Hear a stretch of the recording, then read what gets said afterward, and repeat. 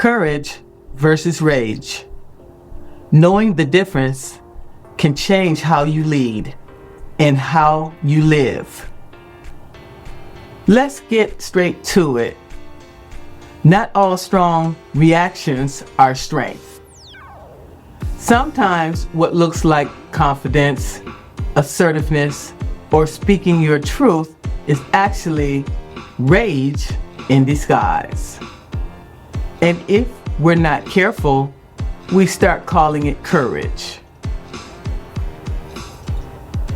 But courage and rage are not the same. In fact, they come from very different places and they lead to very different outcomes. A powerful place to start is asking, am I responding from clarity or reacting from emotion? What courage really is.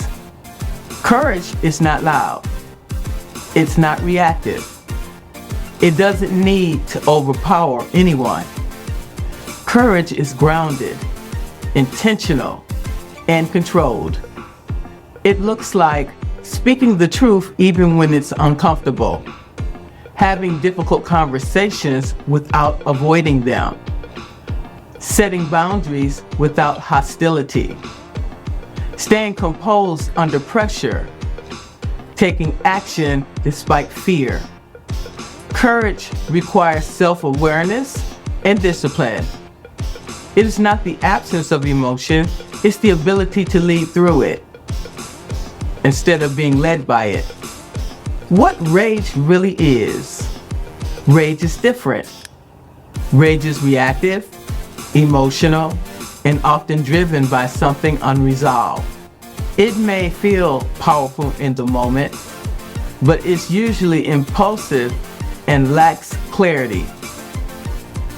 Rage often shows up as explosive reactions, harsh or aggressive communication, needing to prove a point or win, loss of emotional control, acting before thinking, escalating situations instead of resolving them. At its core, rage is often rooted in frustration, hurt, fear, feeling disrespected or unheard. The problem is, when rage takes over, it doesn't resolve the issue. It usually creates more of them. Characteristics: courage versus rage. Here's where the distinction becomes clear. Courage, calm, even when firm. Clear and intentional. Focus on resolution. Grounded in values. Maintains respect for self and others. Rage, reactive and emotionally charged. Driven by impulse. Focus on being right or dominant. Escalates conflict, often followed by regret. And one controlled strength. The other is uncontrolled emotion. Warning signs you're operating from rage. This is where real self-awareness matters. Warning signs include you react immediately without thinking. Your tone becomes sharp, aggressive, or defensive. You feel the need to prove your point at all costs. You interrupt or talk over others. You escalate instead of de-escalating. You feel justified in the moment, but regret it later. You're more focused on winning than resolving. If you ever walked away from a conversation thinking, that didn't go how I intended, that's usually not courage. That's reaction. The leadership impact. Leaders who operate from rage create instability. People may comply in the moment, but trust erodes quickly. Communication becomes guarded. Teams stop speaking up. Respect is replaced with caution. On the other hand, leaders who operate from courage create clarity and trust. They can address hard issues without damaging relationships. They don't avoid conflict, but they don't lose control inside it either. One thing I often say is this: anyone can react. Not everyone can respond with discipline. That's where leadership lives. The moment of choices. Here's the truth most people don't like to hear. There's always a moment, however small, between trigger and response. That moment determines everything. Courage lives in that pause. Rage ignores it. Practical ways to lead with courage instead of rage. This is where it becomes real. Pause before you respond. You do not have to react immediately. Give yourself space to think before speaking. That pause is where control lives. Name what you're feeling. Before responding, ask, am I frustrated? Am I feeling disrespected? Am I reacting from something deeper? Awareness reduces impulsive reactions.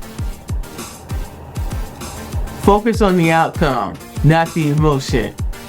Ask yourself, what result do I actually want from this conversation? Courage moves toward resolution. Rage moves towards release.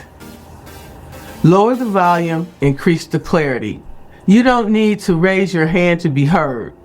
Clear, direct communication is far more effective than emotional intensity. Address issues, don't attack people. Stay focused on the behavior or situation. Once it becomes personal, the conversation loses direction. A real-world observation. I've seen leaders who believe they were being strong because they spoke forcefully, corrected people sharply, and didn't hold back. But over time, these teams stopped engaging. Not because the leader lacked intelligence, but because people didn't feel safe contributing. When the same leader learned to slow down, listen, and communicate with clarity instead of intensity, everything shifted. The message didn't change, the delivery did. And that changed the outcome. Closing reflection.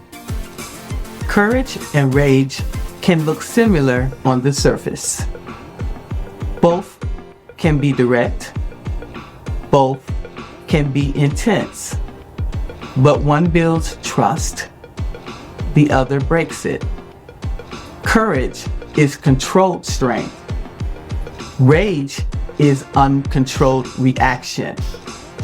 And the difference between the two comes down to one thing: self-awareness.